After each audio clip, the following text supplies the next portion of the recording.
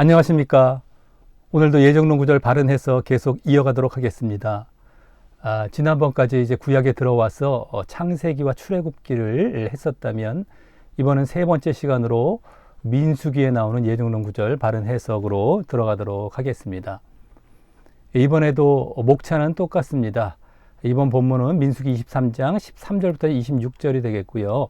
거기에 나오는 예정론 구절이 무엇인지, 또 그것으로 주장하는 예정론에서 주장하는 예정론 교리가 무엇인지를 먼저 말씀을 드리겠고, 그 다음에 이제 본론 부분이 되겠습니다. 바르게 해석하는 부분으로 들어가도록 하겠고요. 그 다음에 그것에 대한 결론 또 적용, 이렇게 순으로 이어가도록 하겠습니다. 먼저 오늘 본문을 먼저 쭉 한번 읽어보도록 하겠습니다.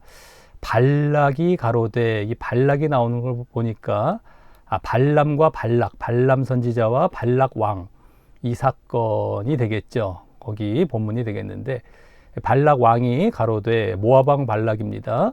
나와 함께 그들을 달래볼 곳으로 가자. 이것은 누구에게 요청하는 거냐면 발람 선지자에게 요청을 하는 것이죠.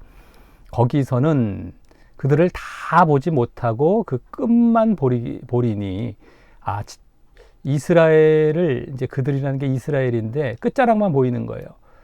그러니까 좀 위협이 좀 덜 하겠죠. 그래서 거기서 나를 위하여 그들을 저주하라.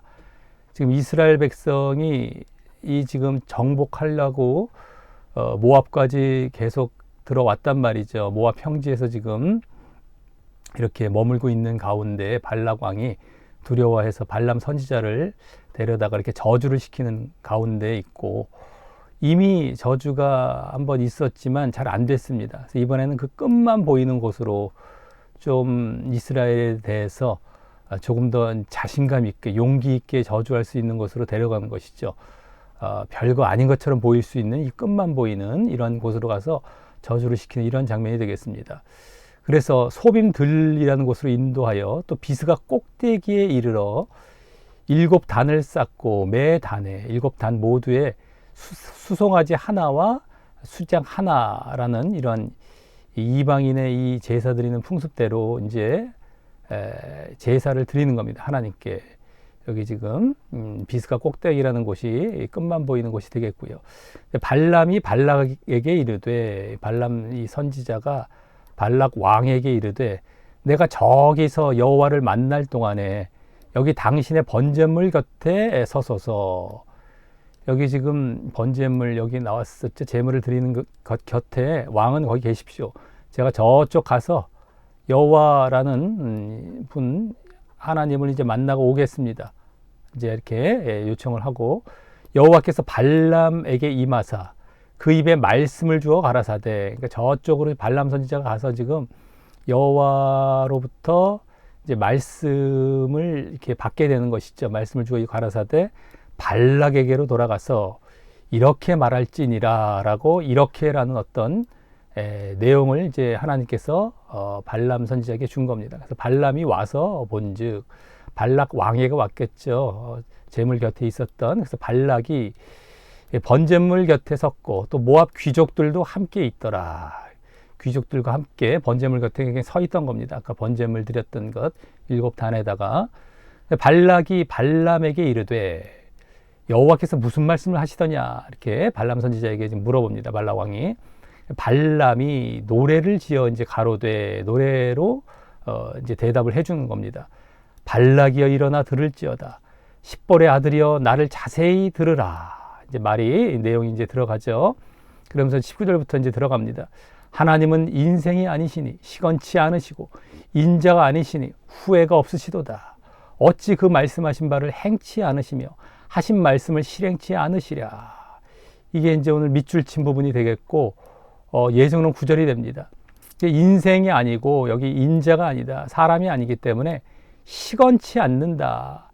함부로 이렇게 헛된 말을 하지 않고, 또 말한 것에 대해서 후회가 없으시도다. 그 내용이 여기 이제 제대로 나오죠. 말씀하신 바를 시건치 않는데, 그 말씀하신 바를 행치 않으시며 어찌 하신 말씀을, 똑같은 말이죠. 실행치 않으시랴. 그러니까 분명히 행하시고 실행하신다 이겁니다. 헛된 말을 하지 않으시고 거짓을 말하지 않으시고 한번 말하신 것은 후회가 없으시다. 그러니까 반드시 말씀하신 것을 이렇게 헛된 말을 안 하시고 거짓을 안 하시고 하신 말씀을 행하거나 실행하신다. 똑같은 말이죠. 그래서 지금 하나님께서는 말씀하신 것을 반드시 행하신다. 이러한 내용이 되겠는데 이것으로 예정론자들은 한 번 구원은 영원한 구원이야. 이러한 이제 주장을 하게 되는 것입니다. 한번 하나님께서 구원하시기로 말씀을 하셨는데 어떻게 거짓하시면서 이렇게 실행하지 않을 수가 있느냐? 반드시 실행하신다. 라고 이제 주장하는 데 사용한다라고 하는 것이죠. 이 견인교리 쪽입니다. 견인교리. 좀 이따가 또 말씀을 드리겠지만 이걸 주장합니다. 이제 구원은 반드시 우리는 따놓은 당상이다. 분명히 받게 하신다. 뭐 이런 것이죠. 이게 과연 그런 말씀인지 이제 보도록 하겠고 그런 교리가 또 맞는지도 이제 쭉 우리가 한번 알아보도록 하겠습니다. 자, 그래서 그러면 어떤 말씀이냐? 여기 하신 말씀, 말씀하신 바, 여기 시건치, 여기다 말씀이라는 게 다 들어와 있죠. 그 말씀이 어떤 말씀이냐면 여기 내가 축복의 명을 받았으니 축복의 말씀, 축복의 명령인데 그가 하신 그 축복의 말씀을 내가 돌이킬 수 없도다. 반드시 행하시기 때문에 축복을 내가 어떻게 돌이켜서 뭐 저주를 아까 발락이 원했던 저주를 할 수 없다. 이 얘기를 하고 있습니다. 그러면 이 축복의 명령, 축복의 말씀이라는 것이 도대체 어떤 말씀인 것인지 이 뒤에 이제 얘기가 되죠. 여호와는 야곱의 허물을 보지 아니하시며 이스라엘의 패역을 보지 아니하시는도다. 이 부분으로 일단 1차적으로 보여줍니다. 야곱의 허물, 이스라엘의 패역을 보지 아니하시는도다. 그러니까 마치 죄와 악을 갖고 다 사하시고 그냥 내가 그걸로 저들을 저주하지 않고 뭐 심판하지 않고 다 무조건 용서하신다. 그게 축복이다. 이것처럼 보여지지 않습니까? 허물, 패역. 근데 그러한 말씀이 아닌 것입니다. 그 뒤에 문맥과도 잘 안 맞아요. 그렇게 되면은요. 이게 원래 또 원어상의 허물이라는 것이 원래는 이 실패를 얘기하는 겁니다. 실패. 헛되다 할 때 헛됨인데 그 실패를 얘기하죠. 실패. 원래 원어상 더 우선적인 의미입니다. 허물이라는 것보다 이게 번역이 되게 아쉬운 번역이 됐어요. 허물과 패역 이러니까 무슨 죄 쪽으로 이렇게 보기 쉬운데 실패와 또 실패로 인한 패역도 고통을 고통 이런 겁니다. 수고하는 것. 그래서 실패나 패배, 야곱의 패배, 이스라엘이 패배해서 이스라엘이 고통받는 것을 보지 아니하신다. 이러한 얘기가 되는 것이죠. 그걸 허락지 않으신다라는 거예요. 한마디로. 이스라엘을 승리케 하신다 이겁니다. 누가? 하나님께서, 여호와는. 그래서 여호와 그의 하나님이 그와 함께 계시니 왕을 부르는 소리가 그 중에 있도다. 왕이라는 건 이제 여호와 하나님을 얘기하는 것이고 사람들이 하나님이 자기들과 함께 계시기 때문에 막 왕을 부르는 거예요. 하나님을 부르는. 어쨌든 하나님이 함께 계신다는 거예요. 하나님이 함께 계신다. 그래서 이러한 실패와 고통으로 이제 인도하지 않으시고 승리와 이제 뭐 평안 쪽으로 인도하시는 그 얘기를 해주고 있는 게 바로 이 축복의 내용이다라고 하는 것입니다. 축복. 근데 그걸 반드시 행하신다라는 것이죠. 지금 발락이 자기들 정복 안 당하려고 자기들 패배 안 당하려고 하는 가운데 그게 안 된다. 이 얘기를 해주는 거예요. 한마디로. 그러니까 여기서 우리말 번역이 허물과 패역으로 번역한 게 좀 아쉽습니다. 이거는 분명히 실패, 뭐 고통, 뭐 패배, 고통 이런 식으로 번역을 했었어야 돼요. 문맥과도 맞고 나중에 민수기 전체적인 그 흐름과도 맞습니다. 이렇게 죄를 짓고 허물을 보이고 패역을 행했다고 해서 하나님께서 그걸 넘기시고 심판하지 않으신 것이 아니었습니다. 다 하나님께서 심판하시고 다 그걸 갖고 대가를 치르게 하셨죠. 여기서 이런 말씀과 맞지가 않아요. 그것도 그렇고 문맥상도 맞지가 않습니다. 그래서 하나님이 함께 하셔서 승리케 하신다. 너희들도 그거 저주해서 그거 피해가려고 하는데 그거 안 된다. 너희들도 다 정복당할 것이다라는 것을 지금 보여주고 있는 그런 말씀인 것이고요. 자, 그래서 하나님이 또 하나님에 대해서 말하죠. 여기 하나님이 그와 함께 하셔서 승리케 하신다고 했던 것처럼 그들을 애굽에서 인도하셔 내셨으니, 이게 출애굽 사건이죠. 그 힘이 들소와 같도다. 제일 우리가 대표적으로 떠올릴 수 있는 것은 10가지 재앙. 그러니까 하나님이 그와 같이 능력이 있으셔서 인도하여 출애굽시키셨다라고 하는 것입니다. 하나님이 함께 하시기 때문에 이들이 승리를 이제 얻게 된다. 이것을 또 보여주고 있어요. 하나님을 말을 하면서. 그래서 야곱을 해야 할 사술이 없고 이스라엘을 해야 할 복술이 없도다. 같은 말 2번 반복한 것이죠. 야곱이나 이스라엘은 같은 말이고, 뭐 사술, 복술 이런 것도 마찬가지인데, 뭐 점술, 마술 이런 겁니다. 이런 걸로 이스라엘을 어떻게 해야 할 수 없다, 저주할 수 없고 패배케 할 수 없다, 이런 것이죠. 이때에 야곱과 이스라엘에 대하여 논할진대 하나님의 행하신 일이 어찌 그리 크뇨 하리로다. 그러니까 이렇게 복술이 없다. 근데 그 원인이 뭐냐? 하나님의 행하신 일. 하나님이 함께 하셔서, 여기 함께 하셨다고 했지 않습니까? 지금 하나님에 대해서 또 얘기했었고요. 그러니까 지금 승리케 하시는 데다가 하나님이 함께 하신다. 이 부분이 이제 핵심이죠. 그것을 다시 한번 이 부분에서 이렇게 얘기를 해주고 있었던 겁니다. 하나님이 함께 하시고 그래서 그들을 저주할 수 없다. 승리케 하신다. 뭐 이런 얘기를 또 해주고 있었던 것이죠. 이겁니다. 자, 이 백성이 암사자같이 일어나고 수사자같이 일어나서 움킨 것을 먹으며 죽인 피를 마시기 전에는 눕지 아니하리라. 그러니까 암사자, 수사자, 사자같이 분명히 먹고 마시고 승리케 된다라는 것이죠. 그때 전에는 눕지 않는다. 이게 무조건 승리한다라는 거예요. 이게 왜 그러겠습니까? 여기 나왔지 않습니까? 하나님께서 함께 하시기 때문에 반드시 승리한다. 어쨌든 간에 여기 지금 흐름을 봤을 때, 문맥의 흐름을 봤을 때 이게 허물, 뭐 폐역 이런 쪽이 아니다라고 하는 것이죠. 뭐 실패, 고통 이것이죠. 그러니까 패배와 고통 이것이 아니라 승리케 하신다. 이걸 얘기를 해주고 있는 겁니다. 그러니까 발락이 발람에게 이르되, 여기까지 이제 발람이 지금 얘기를 해준 거예요. 여기서부터 아까 쫙 이제 하나님이 대답해 주신 것을, 이제 응답해 주신 것을 발락에게 지금 얘기를 해준 겁니다. 그러니까 발락이 그걸 듣고 나서 발람에게 이르되 그들을 저주하지도 말고 축복하지도 말라 이러고 있는 거예요. 이 축복이 결국에 승리를 얘기하는 것이고 저주는 결국엔 패배 쪽을 원했던 것인데 승리를 오히려, 그래서 발락이 오히려 패배할 것이고 한 것만 지금 얘기하다 보니까 겁이 나죠. 두렵죠. 그러니까 아예 하지도 마라. 발람이 발락에게 대답하여 가로되, 이제 발람 선지자가 발락 왕에게 내가 당신에게 고하여 이르기를 여호와께서 말씀하신 것은 내가 그대로 하지 않을 수 없다고 하지 아니하더이까. 하나님께서 말씀하신 대로 나는 말을 할 수밖에 없고, 그래서 나는 이렇게 얘기한 것밖에 없습니다. 축복.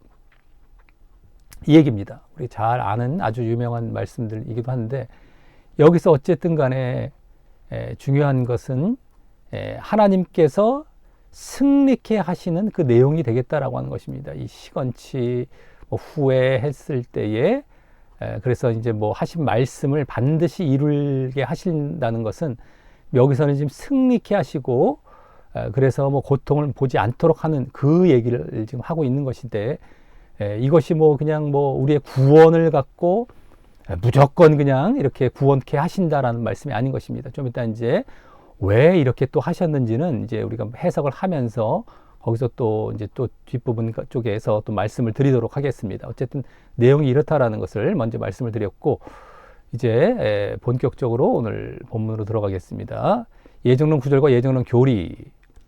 자, 이번 본문의 예정론 구절은 아까 19절, 인생에 않으시니 시건치 않으시고 후회가 없으시다. 또 말씀하신 말을 반드시 행하신다. 이거죠. 그래서 칼빈의 5대 교리 중에서는 맨 마지막 5번째 교리인 성도의 견인 교리를 주장하게 됩니다.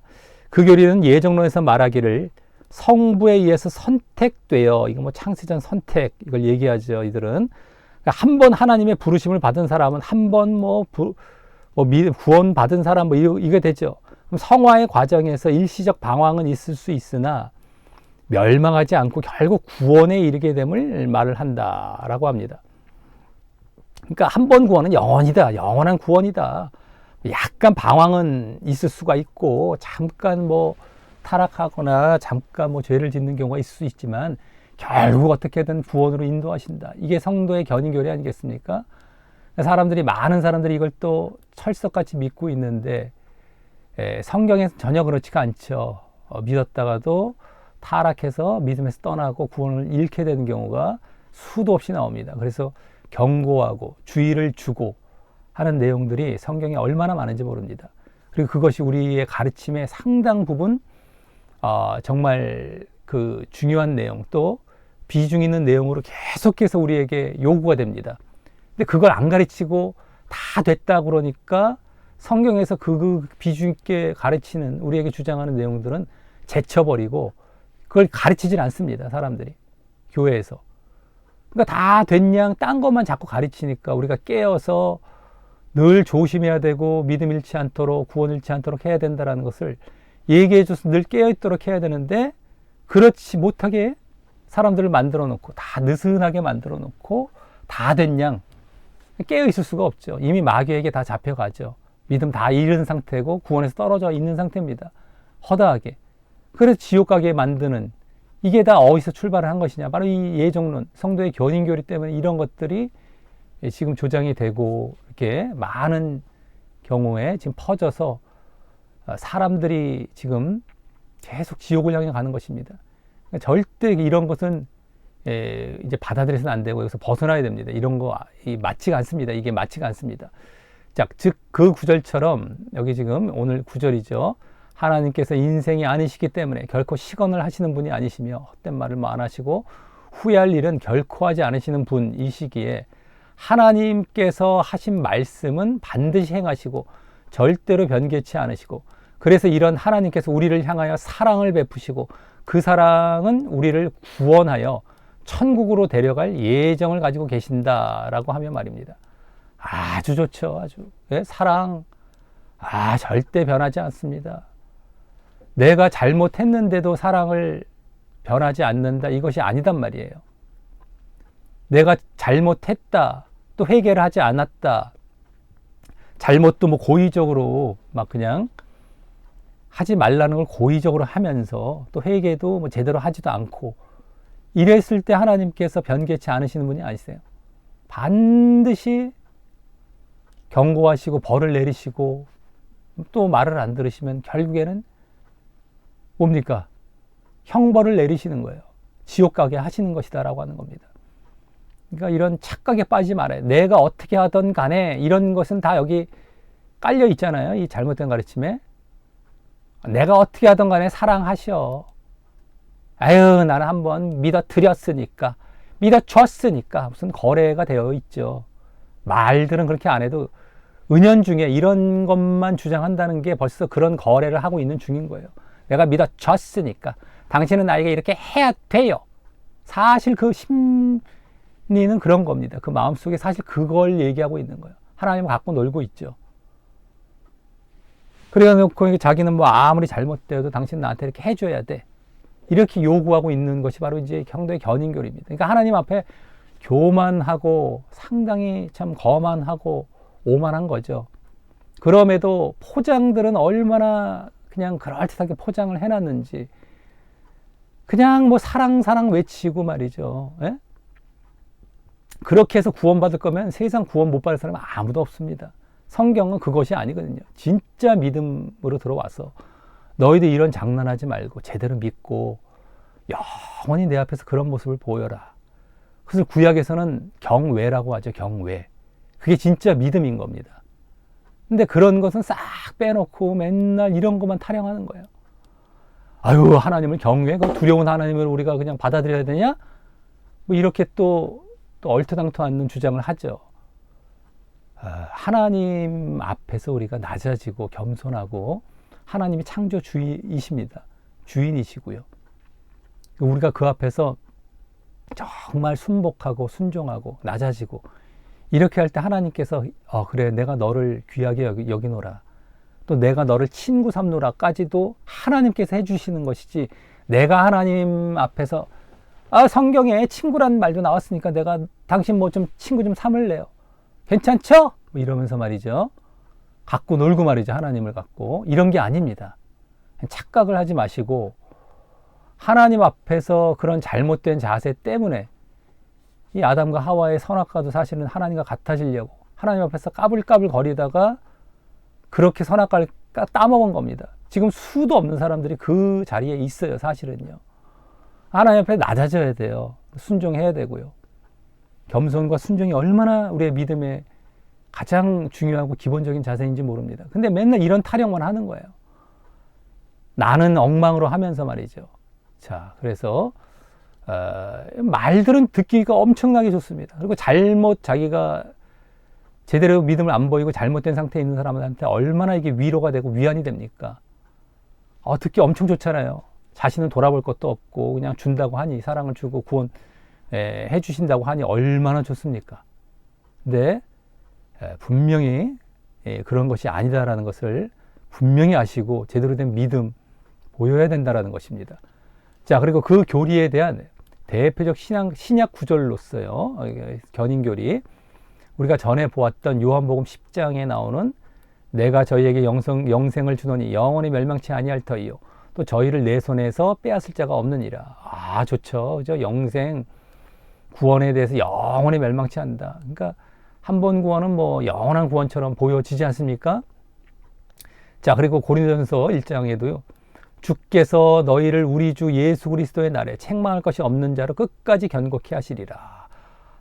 예수 그리스도의 날. 이게 또 종말 때에 끝까지 뭐 이렇게 끝까지란 얘기 나오잖아요. 영원히 이런 거 견고히 하시리라. 이런 것들.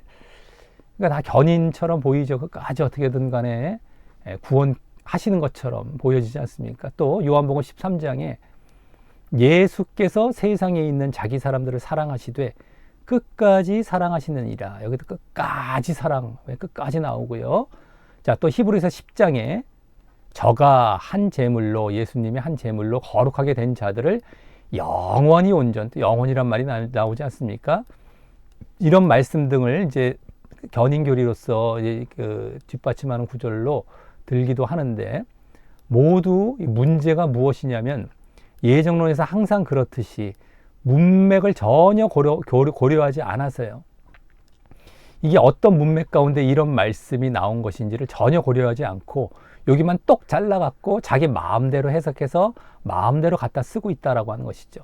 그래서 왜 그 말씀들이 나오는지 제대로 알지 못하고 문맥 속에서 어떠한 가운데 이런 말씀들이 나왔는지 그렇게 알지 못하고 그 예정론의 성도의 견인교리에 맞추기 위해 사용했다는 것이 이 항상 문제예요. 가장 큰 문제가 이것입니다.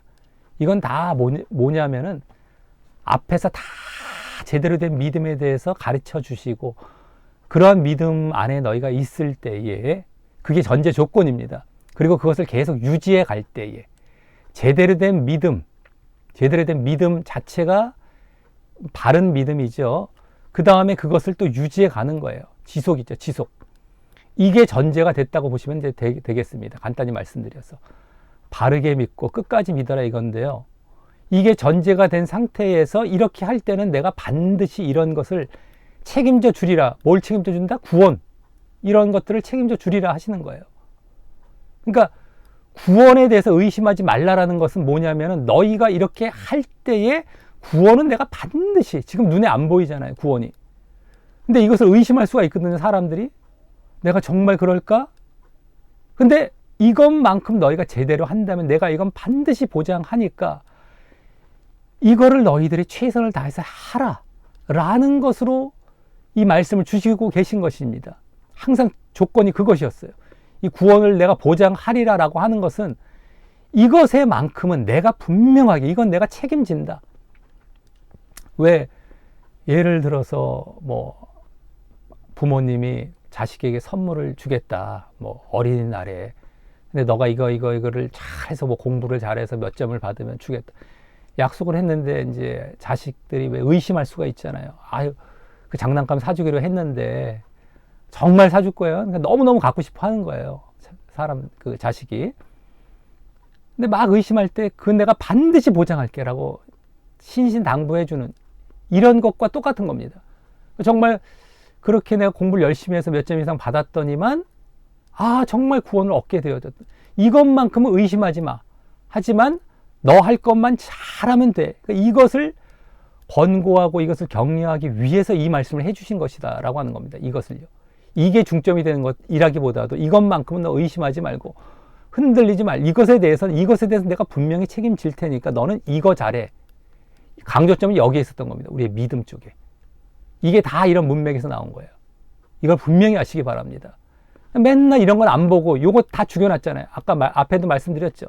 여기서 맨날 우리가 해야 할 것은 다 빼놓고 받을 권리만 갖고서 하나님을 갖고 놀고 있다라고 하는 것과 똑같습니다. 이 모든 예정론이 다 그렇게 이 말씀들을 잘라서 그런 데 갖다 쓰고 그렇게 자기네 교리를 주장하고 있는 것이에요. 이걸 분명히 아시고 말씀을 잘라볼 때 정말 그런 것 같아. 사람들이 홀딱 넘어갈 수가 있겠죠. 근데 분명히 문맥상에서는 이게 전제 조건이었다라는 것을 분명히 아시고, 그리고 이게 강조점이다. 우리에게 더 강조점이 이것이다. 이것은 너희들 마음 푹 놓고 이것만큼은 의심하지 말고 대신에 너희들 이거에 최선을 다해라는 그 얘기는 것이다 라고 하는 겁니다. 무슨 말씀인지 아시겠죠? 그래서 이 믿음에 우리는 항상 집중하라는 얘기예요. 근데 이것도 마찬가지입니다. 이것도 의심하지 말라라는 건 이거 다른 말로 뭐라고 하면 소망이라고 하죠. 소망입니다. 근데 이것도 다 믿음에 사실은 들어가게 되는 거예요. 이걸 믿지 못하고 눈에 안 보이니까, 당장 눈에 안 보이니까 내가 해줄까 안 할까? 에휴, 해줄지도 모르는데 나도 안 해. 이렇게 하지 말라라는 거예요. 이걸 분명히 소망을 갖고, 이게 믿음이거든요. 소망이 또 믿음 차원이란 말이죠. 이 구원과도 관련이 되는 믿음이죠. 이 소망이. 이 소망을 갖고 내가 믿음을 잘 보이라 이 얘기입니다. 성경에서 항상 그렇게 나와요. 근데 맨날 잘라갖고 내가 할 것을 다 죽여놓고 요것만 주장해갖고 사람들을 다 미혹해가고 소망도 없어요. 사실은요. 그들은요. 그리고 그냥 이거는 다 제쳐놓고 이거에만 빠져 있다가 소망도 없기 때문에 사실은 이것도 의심을 아예 하고 있죠. 그리고 이제 그러기 때문에 이것도 잘 보이지 않아요. 그냥 자기들이 이렇게 할 것이라고 막연하게 생각하고 있는 거예요. 막연하게 구원받겠지라고만 생각하고 있는 겁니다. 붕 떠 있는 상태예요. 사실은요. 깊이 들어가면 사실은 오히려 두려워하고 있기도 합니다. 이 사람들은요. 뭐가 뭔지도 모르겠고 라고 이제 알게 되고 성경을 모르니까 붕 떠서 이게 지금 사실 성경에 나오는 말씀들이 아니거든요. 그러니까 하나의 철학을 만들어 놓은 것이고 이방 교리를 만들어 놓은 거예요. 그러니까 당연히 이것만 집중하는 사람들은 붕 떠 있어요. 그리고 마음 깊은 곳에 불안감이 항상 작용을 하고 있죠. 소망도 없고요. 아니 자신의 모습들을 보십시오. 예정론을 따라갔던 사람들 자신의 모습을 보세요. 솔직하게 정직하게 안 그러고 있는지요. 그런 상태다라는 것을 분명히 아시고 말씀을 제대로 봐서 이렇게 우리가 믿고 이렇게 가야 되는구나라는 걸 분명히 아시기 바라겠습니다. 말이 지금 너무 길어져서요.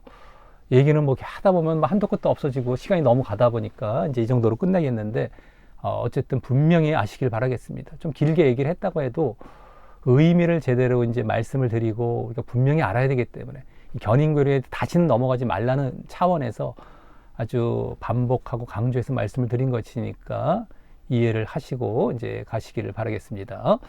자, 그리고 이러한 성도의 견인 교리에 성경을 근거하여 반대하는 주장에 대해서 해명하는 그들의 답변을 보면 다시 모순이 보이게 됩니다. 이 성도의 견인을 반대하는 주장을 이제 답할 때 이제 모순이 보입니다. 먼저 견인 교리는 이제 반대하는 사람들이 하는 말입니다. 견인 교리를 인간을 방종으로 인도한다라는 주장에 대해서는 사실 맞죠. 다 구원이 따랐다고 하니까 편하게 방종한다라고 하는 것이죠. 어떻게 답변을 하냐면 만일 견인 교리를 의지하여 방종한다면 그는 택한 자가 아니다 라고 답변을 합니다. 방종한다면 택한 자가 아니래요. 창세전에 선택된 자가 아니라고 얘기합니다. 방종을 보고서. 자, 또 그와 비슷하게 반대하는 이제 질문을 합니다. 주장을 합니다. 견인교리가 배교에 관한 성경의 경고와 모순이다. 예? 경고와 모순이 된다라는 것이죠. 배교에 관한 성경의 경고가 있어요. 그죠? 배교할 수 있다라는 것, 그런 경고를 해주지 않습니까? 성경에서. 근데 배교 같은 것을 얘기 안 하고 한 번 구원은 영원한 구원이다라고 얘기를 하기 때문에 그것과 모순이다라는 주장에 대해서는 이 주장이 맞는 것이죠. 지금 아까 방종으로 인도한다는 것도 원래 맞는 주장입니다. 이게 지금 견의교에 반대하는 주장들이 지금 맞는 주장이에요. 원래 성경에 맞는 주장들입니다. 근데 그것에 대해서 어떻게 답을 하냐면 배교는 택함을 받지 못한 자의 몫이다. 예? 라고 또 답변을 해서 배교를 한다면은요. 이것도 선택 못 받았다는 거예요. 창세전 선택 못 받은 사람들이 보인다라고 얘기를 합니다. 그래서 결국 뭐를 어떻게 답변한 겁니까?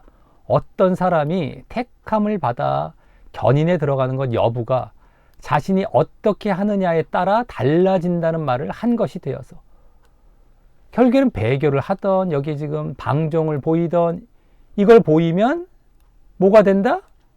선택받은 게 아니다라는 것. 그죠? 이것으로 이제 대답을 하는 것이지 않습니까? 그러니까 자기가 어떻게 함에 따라서 택함을 받느냐 못 받느냐가 결정이 되잖아요. 그죠? 이런 말이 되어서 한 번 택함 받은 사람이 결국 구원까지 이르게 된다라는 견인 교리에 전혀 모순되는 말을 하고 있는 것이에요. 한 번 택함 받은 사람은 아니 한 번 창세전 선택을 받았는데 어떻게 하던 간에 그가 어떻게 구원을 못 받게 됩니까? 한 번 선택을 받았는데요.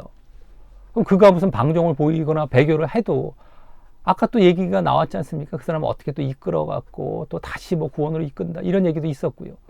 근데 여기서는 또 배교를 하거나 방종을 보이면 택함을 못 받는데, 그러니까 말이 안 맞는 거예요. 모순이 되는 거예요. 내가 어떻게 하냐를 따라서 택함을 받느냐 못 받느냐가 결정이 된다는 얘기를 하죠. 그러니까 원래 더 정확한 건 뭡니까?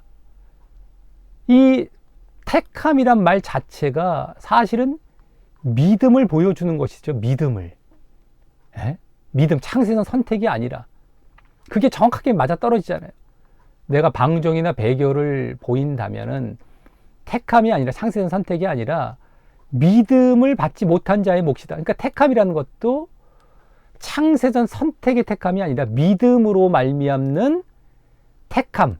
이게 성경에서 말을 하는 얘기거든요. 택함이란 말을 쓸 때에 믿음 안에 들어왔기 때문에 이 택함도 뭐냐면은 창세전 선택이 아니라 창세전 뭐예요? 구원받기로 선택한 것이 아니라 창세전 예정해 놓은 교회 공동체에 택함을 받아 들어간다 라는 차원의 택함입니다. 구원의 공동체에 들어간다라는 것이지 뭐 개인적으로 다 일일이 택함을 받았다는 것이 아니라 믿음에 의해서 이 공동체에 들어간다, 구원을 받는다는 것이 한마디로 그런 차원의 택함인 것이다라고 하는 것이죠.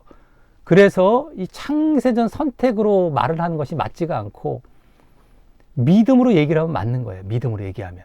그들은 억지로 갖다가 이거를 그렇게 창세전 선택에 갖다 썼기 때문에 한 번 택함 받은 사람은 구원까지 이른다고 해놓고서 또 택함을 못 받는다. 이것의 여부에 따라서 자기의 어떻게 행하느냐에 따라서 모순되는 얘기를 하는 거예요.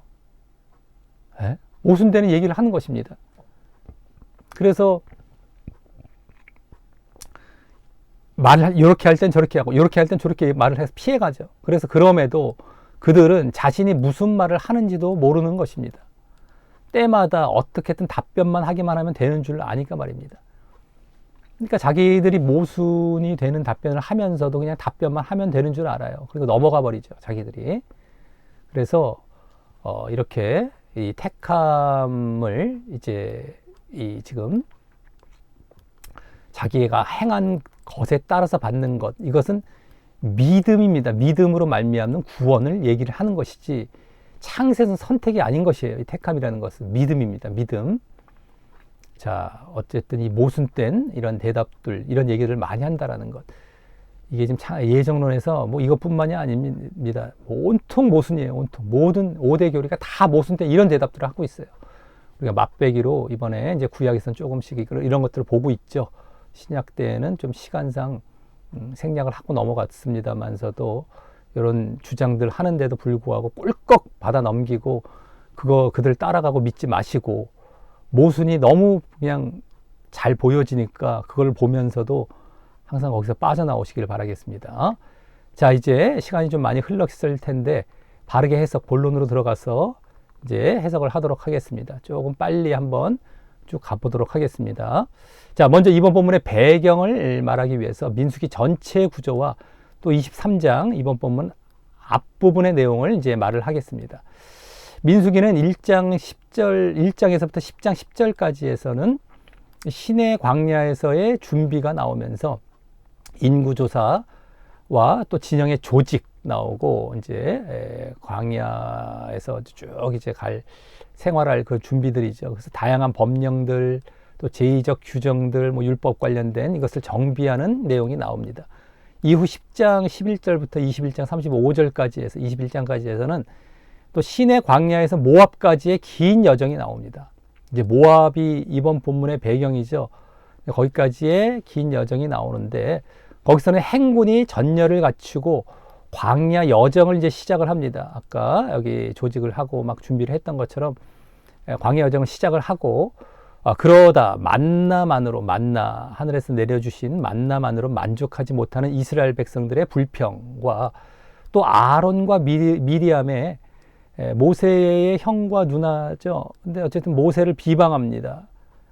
다 지도자격인데 발생하고요. 그것도 또 13, 14장에서는 가나안 정복을 위한 정탐꾼 파견과 함께 또 부정적인 보고가 또 소개가 됩니다. 다 안 좋은 사건들이 계속 보여지죠. 또 이어서 16, 17장에서는 모세와 아론 이 두 지도자에게 도전한 고라와 다단과 아비람의 반역, 이 레위인들인데 이게 또 반역, 또 이제 이런 안 좋은 사건이 또 보여지죠. 이게 등장하는 등 지도자 모세를 어렵게 하는 여러 우여곡절들을 겪게 됩니다.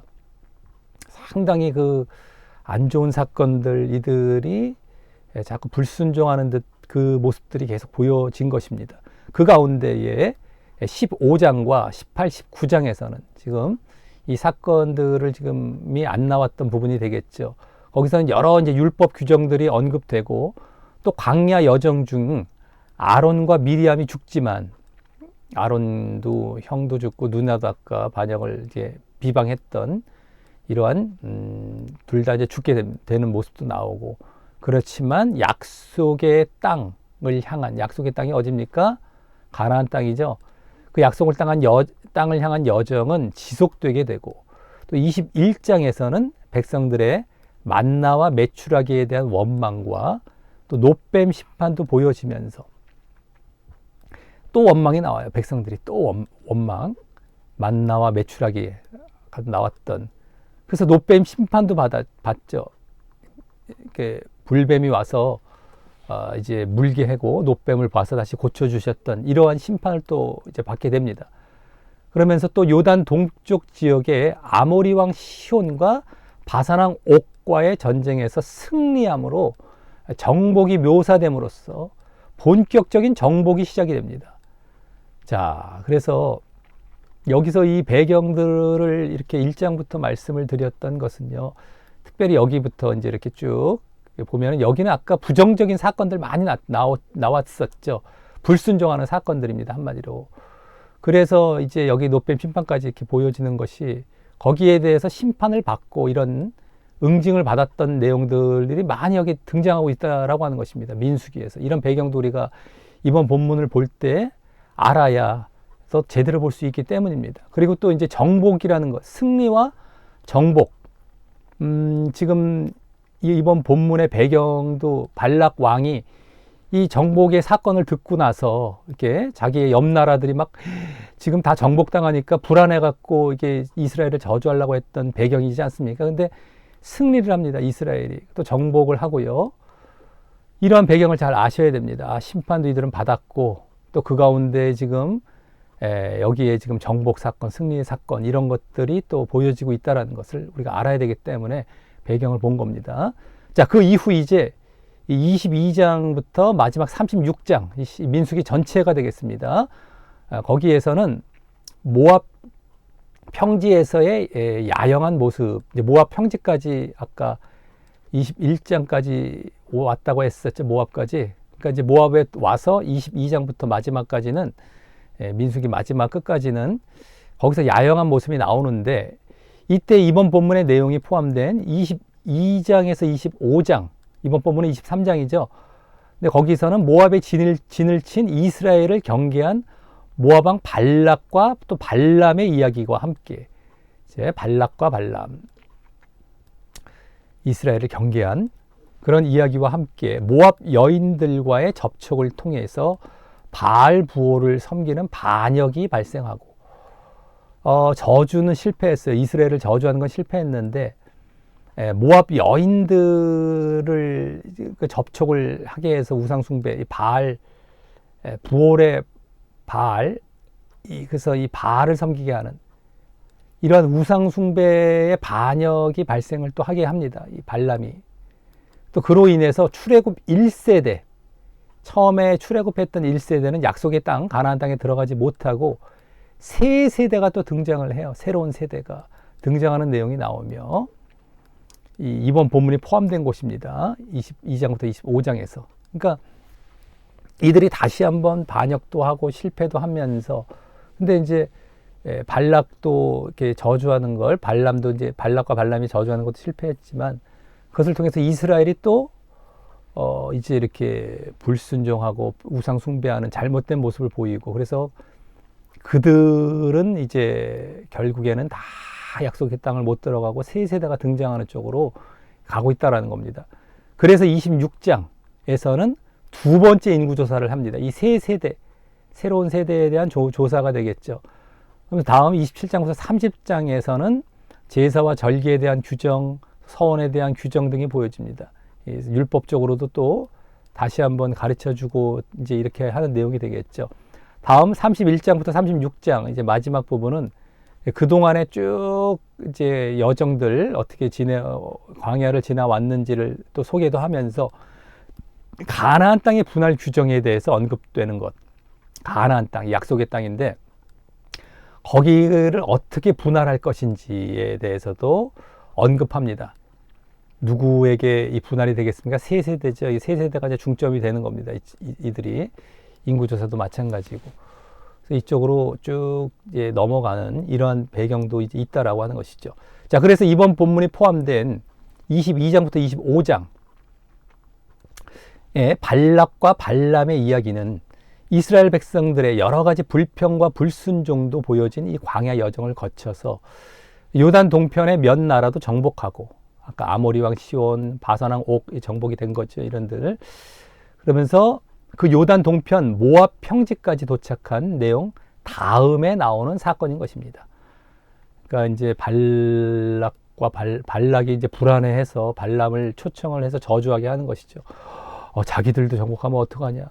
근데 이제 그 전에 이스라엘 백성들의 불순종, 불평과 불순종 이런 모습들, 그리고 이 정복 사건들, 정복하고 막 승리하는 사건들, 이런 것들이 배경이 되고 있습니다. 정복, 승리, 그런 가운데도 이번 본문을 봐야 더 이제 제대로 볼 수 있기 때문입니다. 자, 그 가운데 이번 본문 앞부분에서는 바로 앞부분입니다. 또 22장부터 모압 왕 발락이 자신들도 정복할지 모르는 이스라엘을 심히 두려워하여서 메소포타미아의 유명한 복술가이자 거짓 선지자인 발람을, 그 사람이 발람이 여호와를 이스라엘의 단순한 이방의 신 중 하나로 생각을 했지만 그 명령을 따랐기 때문에 몇 번에 걸쳐 초대를 해서, 발람은 거짓 선지자 쪽인데도 이제 여호와를 따랐긴 했습니다. 하나님을 따랐기 때문에 하나님의 명령을 듣고 이제 이랬던 것 뿐이지, 원래는 거짓 선지자고 복술가 쪽이었습니다. 그래서 몇 번에 걸쳐 초대를 하죠. 발락 왕이. 그래서 이스라엘을 저주하게 하는 장면이 나오고, 그래서 발락이 발람을 이스라엘 진영의 끝부분까지 내려다 보이는, 다 전체가 다 내려다 보이는 높은 곳에 위치한 바알의 산당으로 인도하여서 이스라엘을 저주하게 하여 23장에 들어와서는 거기에 이방의 풍습을 따라 7단을 쌓고 또 제물을 드리면서 이스라엘 신 여호와를 통한 저주의 명령을 기다리게 됩니다. 여호와를 통한 저주, 발람을 통해서 지금 저주케 하는 것이죠. 하나님을 통해 저주케 하는. 근데 아마 그는 여호와의 허락 없이도 이스라엘을 저주하는 방법을 알았다면, 만약에 하나님이 허락하지 않아도 어떻게 이스라엘을 저주하는 방법을 알았다면 그것을 곧 시행했을 것이지만 발람이 그런 방법이 전혀 없었으므로 여호와의 지시를 고대했던 것입니다. 발람이 하나님의 지시를 고대했고 그 말씀을 기대했던 것은 이가 하나님에 대한 대단한 어떤 하나님의 선지자고 믿음이 있고 막 이런 것이 아니라 이방 신으로 알고는 있지만 또 다른 저주의 방법이 없었던 거예요. 그러니까 그 지시를 고대하고 있었던 것 뿐이죠. 자, 이에 하나님께서 발람의 제사를 기뻐 받으신 것은 아니지만 발람을 통해 당신이 이스라엘을 보호하심을 세상 만방에 알리시기 위해서 응답을 하십니다.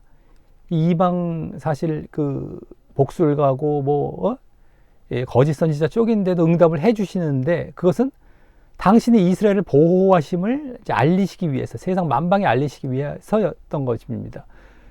근데 그 내용은 결국에는 어떤 응답이다? 저주가 아니라 축복이 되고 그래서 발락은 어이없게 생각하며 이제 다른 곳으로 옮겨서 두 번째로 이스라엘을 저주하게 되는 내용이 이제 이번 본문인 것입니다. 이번 본문에서 두 번째 저주가 이제 보여지는 내용이 되겠다라고 하는 겁니다. 그래서 이번 본문 13절부터 이제 시작을 하는데 13절부터 15절에서는 발락 왕이 발람을 이스라엘이 다 보이지 않고 끝부분만 보여서 이스라엘이 미약한 민족에 불과함을 인식시켜서 마음껏 저주하게 할 수 있는 곳인 비스가 꼭대기로 이제 데리고 가서요. 발람은 거기서 다시 7단을 쌓고 또 제물을 드리면서 아까 첫 번째 했던 것처럼 똑같이 이방 제사식으로 이렇게 제단을 쌓고 제물을 드리면서 다시 이제 하나님과 접신하여 명령을 듣기 위해서 조금 떨어진 곳으로 이제 가게 됩니다. 그래서 여기 나오죠. 발락이 가로되 나와 함께 그들을 달리 볼 곳으로 가자. 거기서는 그들을 다 보지 못하고 그 끝만 보리니 거기서 나를 위하여 그들을 저주하라 라고 하고 소빔들로 인도하여서 이제 비스가 꼭대기라는 곳으로 가고요. 7단을 쌓고 매 단에 수송아지 하나, 수장 하나를 드리니 단마다 7단 싼 다음에 발람이 또 발락에게 이르되 내가 저기서 여호와를 만날 동안에 여기 당신의 이 번제물 곁에 서소서. 이제 이 제단에 이제 들여놓고 그 옆에 발락은 세워놓고 자기는 저쪽으로 가서 여호와의 그런 이제 응답을 기다리겠다라고 하는 것이었습니다. 자, 이에 다음 16절은 가서 발락에게 말해주라는 하나님의 응답이 있게 되고요. 이제 응답을 해주시죠, 하나님이. 이가 잘나서라기보다도 아까 말씀드렸던 것처럼 이스라엘을 하나님께서 보호하심을 알려주시기 위해서 그랬던 겁니다. 그래서 어쨌든 그래서 17절은 발람이 돌아갑니다. 발락에게. 그러니까 발락이 모압 귀족들과 함께 있다가 발람에게 하나님의 응답을 물어보게 됩니다. 여기서 나오죠. 여호와께서 발람에게 임하사 그 입에 말씀을 주어 가라사대 하나님의 응답을 해주신 것입니다. 그래서 발락에게로 돌아가서 이렇게 말할지니라 이렇게 말하는 내용이 이제 뒷부분에 나오는 것이고요. 그래서 발락에게 와서 본즉 발락이 번제물 곁에 섰고 모압 귀족들이 또 함께 있었고 발락이 발람에게 이르되 궁금하니까 물어보죠. 여호와께서 무슨 말씀 하시더냐?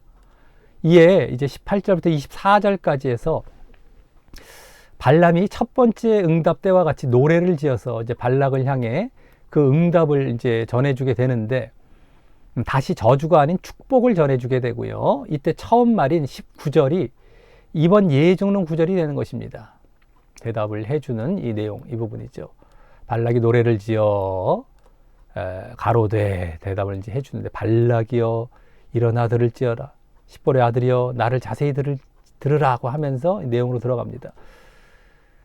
바로 어떤 내용입니까? 하나님은 인생이 아니시니 사람이 아니시니 시건치 않으시고 거짓말을 하지 않으시고 인자 이것도 사람의 아들 사람이 아니시니 후회가 없으시도다 라는 것으로 일단 1차적으로 대답을 해주시면서 어찌 그 말씀하신 바를 행치 않으시며 하신 말씀을 실행치 않으시랴. 이것도 또 똑같은 말을 두 번 반복하는 식이죠. 그래서 이 말씀은 한마디로 하나님은 인간이 아니셔서 거짓과 후회가 없으시고 그래서 당신의 말씀을 반드시 행하신다. 이것이죠. 이 내용이 되는 겁니다. 거짓하지 않으시고 하신 말씀 반드시 행하신다. 그래서 이 구절을 예정론에서는 하나님에 의해 한 번 선택으로 예정되었으니 하나님은 거짓과 후회가 없이 그 사람을 구원에 이르게 하신다라는 견인교리를 주장하는 것입니다. 한 번 구원은 영원한 구원이다. 뭐 이런 것이죠. 한마디로. 그래서 이 구절인데요. 지금 이거. 자, 근데 그럼 이것이 그 교리를 말하고 있는지 보도록 하겠습니다. 일단 여기서 궁금한 것은 하나님의 말씀하신 바가 무엇인지인데요. 그렇죠? 아까 여기 하나님이 인생이 않으시니 시건치 않으니 인정 않으시 후회가 없으시도다. 아까지 얘기를 해놓고 어찌 그 말씀하신 바를 행치 않으시고 또 하신 말씀을 실행치 아니하시라. 그러니까 말씀하신 바, 하나님의 말씀하신 바, 하신 말씀 이것이 무엇인지 이걸 반드시 행하신다. 이게 결론이잖아요. 예? 시건치 않고 거짓하지 않고 후회 없으시다.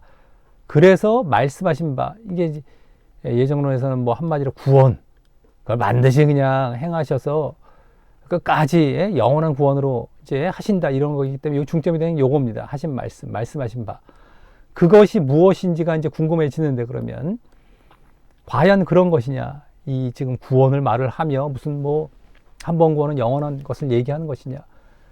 자, 그것이 다음 20절에서 나옵니다. 말씀하신 바, 하나님의 말씀하신 바. 바로 내가 축복의 명을 받았으니 그가 하신 축복을 내가 돌이킬 수 없도다. 여기 나오죠. 그대로 20절에. 그래서 그 말을 볼 때 뭐예요? 이스라엘에 대한 축복입니다. 축복. 축복의 명. 축복. 이게 말씀하신 바예요. 이걸 돌이킬 수 없도다. 이게 나오잖아요. 여기 지금. 예? 실행치 않으시야 이거 똑같은 것이고. 말씀하신 바가 축복이다라고 하는 것이죠. 그대로. 지금 발락은 이스라엘의 저주를 원했지만 하나님께서는 축복을 하고 계신 그 축복인 것입니다. 결국에는 저주가 안 되고 축복을 이제 할 수밖에 없는 상황이다라는 것인데, 자, 그럼 그 축복은 더 구체적으로 무엇을 말하는 것일까요? 그 사실이 이번 본문 앞부분의 첫 번째 응답에서도 9절에 이 백성은 홀로 처할 것이라 그를 열방 중에 하나로 여기지 않으리로다 라는 말씀이나 10절에서 여기 이제 우리가 안 봤던 부분이죠. 앞부분에 나왔던 내용인데요. 그래서 야곱의 티끌을 뉘능히 계산하며 이스라엘의 4분의 1을 뉘능히 계수할고, 그러니까 결국에는 열방 중에 하나가 아니고 이스라엘은 또 그 티끌이나 이런 이스라엘의 그 숫자가 얼마나 큰지 또 이런 복된 말을 하고 있는 것이죠. 이렇게 열방과 다르다. 홀로 처할 것이 아니고 하나님이 함께 하시기도 하고 그렇게 미약하고 이렇게 보잘것없는 그러한 민족들이 아니다라는 축복된 말씀을 해주셨는데, 거기서도 약간 보여졌지만 이제 이 두 번째 응답에 이제 21절부터는 더 잘 보여지게 됩니다. 여호와는 야곱의 허물을 21절입니다. 먼저 21절에서는 여호와는 야곱의 허물을 보지 아니하시며 이스라엘의 패역을 이제 보지 아니하시는도다라고 합니다. 여기죠. 우선되는 겁니다. 자, 이 말은 얼핏 보기에 흔히 하나님께서 이스라엘의 죄악을 신경 쓰지 않으신다라는 말처럼 보이기 쉬운데, 그래서 또 하나님께서 이스라엘이 민수기에서도 보인 수많은 죄악, 아까 배경을 봤었죠. 이스라엘의 불순종과 죄들을 많이 봤습니다. 그것을 영원히 진노하실 심판의 대상으로 삼지 않으신다 라는 하나님의 사죄의 은총을 강조하는 말로 보기 쉽고요. 민수기에서도 엄청 많이 나와요. 엄청 많이 나오는 이스라엘의 불순종의 모습인데 그것을 심판의 대상으로 삼지 않는다. 영원한 어떤 심판의 대상으로 삼지 않는다. 이게 허물, 패역을 안 보신다라고 하니까, 예? 허물, 죄, 패역 다 죄같이 보이지 않습니까? 그래서 20절의 축복이 이 축복을 말하는 것처럼 보기 쉬운데, 죄 신경 쓰지 않아. 하나님은 우리 암만 죄 져도 괜찮아. 뭐 이런 식으로 보기 쉽죠. 그게 축복이야. 근데 지금 문맥상도 그렇고 또 민수기 전체를 보면은요. 지금 요 앞에 이 구절이 나온 흐름상에서도 그렇고 또 민수기 전체에서도 그렇고 하나님께서 이스라엘에게 그렇지 않으셨기에 그런 뜻이라고 할 수 없습니다. 문맥상으로는 이제 또 어쨌든 이런 뜻이 아니고요. 허물과 이제 폐역이란 말이 아니고요. 민수기 전체에서 볼 때에도 심판하지 않으셨어요. 죄에 대해서. 그래서 일단 우리가 민수기에서 이제 이 민수기 전체 쪽으로 한번 보겠습니다. 이 죄에 대해서 지금 하나님이 어떻게 하셨는지. 민수기에서 일단 이스라엘이 보인 죄악들을 잘 나타내주고 있는 하나님의 말씀은 이스라엘 백성이 이미 여러 불평을 보이다가 이 가나안 땅 정탐 이후에 부정적인 보고와 원망을 했을 때의 이후인 민수기 14장 22절, 아까 여기도 잠깐 수많은 죄악 할 때 말씀을 드렸었던 부분인데, 거기 뭐라고 나오냐면 10번이나 나를 시험하고, 10번이란 말이 나오기 때문에 이미 이들의 죄악이 다 함축되어 있죠. 나를 시험하고 내 목소리를 청정치 아니했다. 이 불순종했다라는 거잖아요. 청정치 아니했다, 불순종. 그러니까 하나님을 아주 우습게 여기고 불순종하는, 지금 우리 하나님에 대해서도 경외하지 않으니까 이러한 모습을 보이고 있다라고 아까 말씀을 드렸는데, 이스라엘 백성이 이랬습니다. 자기들이 구원받았다라고, 우리가 하나님의 백성이다라고 얘기를 하면서 이런 모습 때문에 멸망당한 거예요. 그러니까 착각하지 마시고, 지금도 난 선택받았고, 난 예정받은 하나님의 백성이야, 누가 뭐래도 난 구원받아, 착각하다가 다 이 자리에 있습니다. 하나님이 시험하고요, 순종 안 합니다. 그러면서 괜찮아 이러고 있죠. 다 지옥 갑니다. 명심하시고, 하나님이 이것을 이렇게 지금 말씀해 주셨다는 거예요.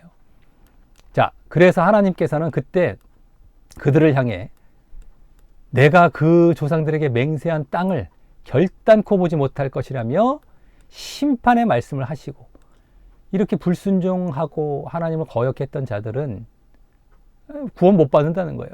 조상들에게 맹세한 땅, 가나안 땅을 결코 못 들어갈 것이다. 이 심판을 말씀하셨어요. 어디 용서를 해주시는 게 어디 있었습니까? 여기 지금 허물을 보지 않고 폐악을 보지 않으시는도다. 이게 맞지가 않는 거예요. 민수기 전체와. 또 그래서 나중에 결국 출애굽 1세대가 광야에서 모두 죽게 되는 사건에서 알 수 있듯이 다 죽게 되지 않습니까? 못 들어가니까. 알 수 있고요. 또 그 이후 백성들의 만나와 메추라기에 대한 원망이 있었을 때에도, 그 이후입니다. 이제 여기서는 10번이라고 했기 때문에 그 앞에 있는 걸 다 이제 함축하고, 그랬을 때 심판받는 모습을 이 한 사건으로 이제 그대로, 뭐 그 앞에서도 다 심판을 받았지만 여기서 함축적으로 보여주고 있었던 것이죠. 근데 그 다음에도, 그 이후에도 만나와 메추라기에 대한 원망, 아까 배경 때도 잠깐 봤었습니다만, 그때도 이제 노뱀 심판, 불뱀으로 물게 하고 노뱀으로 이제 고쳐주셨던 것이죠. 그게 있었으며, 또 이스라엘의 지도자 같은 경우도 모세를 비방했던 아론과 미리암, 아까 배경 때 다 말씀을 드렸습니다. 거기서도 문둥병 등 어느 정도 심판이 보여졌어요. 그때도 다 심판이 있었습니다. 보여졌지만 더 결정적으로 이제 고라와 다단과 아비람, 이것도 아까 말씀드렸죠. 레위인 쪽인데, 그들도 반역을 했을 때에 땅이 갈라져 묻히는 심판을 당하는 등 아주 결정적으로, 이것도 다 뭐예요? 지옥 가는 쪽을 예표하는 것이, 땅이 갈라져서 들어가는 것, 다 이 지옥입니다. 지옥. 그래서 하나님께서는 이스라엘의 죄악들을 그냥 넘어가지 않으시고 반드시 심판하셨던 것이었습니다. 반드시입니다. 반드시 심판하십니다. 우리도 마찬가지예요. 우리도 다 죄를 짓게 되면은 하나님께서는 결국에는 다 심판을 하십니다. 모세의 중보로 인해 보류되는 경우도 있었지만 죄의 대가는 반드시 치르게 하십니다. 보류를 했다고 그것을 끝나는 것이 아니에요. 매를 지금 안 되고 다음에 되셨을 뿐이지, 잠깐 보류는 하셨고 결국은 심판을 하셨던 겁니다. 그것이 하나님의 공의이시기 때문인 겁니다. 공의를 잘 알아야 돼요. 공평과 정의, 거룩, 다 이런 것인데 죄를 그냥 넘어가실 수가 없어요. 정확하게, 정직하고 분명하게 심판을 하시는 게 바로 하나님의 공평과 공의와 정의입니다. 내가 대충 넘어가 주시에, 이런 게 없어요. 정확하세요. 그게 하나님이시고 그러시기 때문에 이 세상을 주관하시고 다스리고 계신 것입니다. 근데 사람들은 사랑 타령만 했지 이것은 에이 괜찮아 하고 넘어가잖아요. 다 지옥 가는 거예요. 다 지옥 가는 거예요. 예? 자기가 주인 떼어서 하나님을 갖고 놀아서는 안 되겠다라고 하는 거예요. 안 된다라고 하는 거예요. 네? 하나님 앞에서 두렵고 떨려하고 하나님을 경외할 줄 알아야죠. 에이, 그럼 뭐 하나님은 두려우신 분이에요? 우리 벌벌벌 떨고 하나님을 믿어야 돼요? 이런 식으로 또 이렇게 주장하는 사람들이 있죠. 그것이 아니라 우리가 당연히 하나님 앞에 보여야 할 당연한 겸손과 당연한 우리의 낮아지고 순종해야 될 당연한 모습인 것입니다. 하나님을 향한 기본적인 자세예요. 원래 하나님을 우리가 어떻게 대하고 바라봐야 될지를. 근데 그것이 없으니까 죄를 짓는 자리로 나아가는 거예요. 두렵고 떨려하지 않고 경외하지 않기 때문에 우습게 여기고 하나님을 뭐 그냥 자기 종부리죠. 결국에 친구도 아니에요. 저 밑에 이제 종부리듯 합니다. 그러니까 하나님의 명령도 순종을 안 하고 결국엔 지옥으로 가는 것이다라고 하는 겁니다. 근데 어쨌든 간에 이렇게 반드시 심판을 하셨습니다. 그래서 이 말은 그런 뜻이 아니라 이 말이라는 건 이거죠. 허물을 보지 아니하시며 이스라엘 패역을 보지 아니하신도다 이겁니다. 지금 이 부분을 보고 있는데요. 그것은 뭐 죄를 그냥 다 사해 주신다 이런 것이 아니라 원어상 이 말은 원래 주어가 여호와가 아니고요.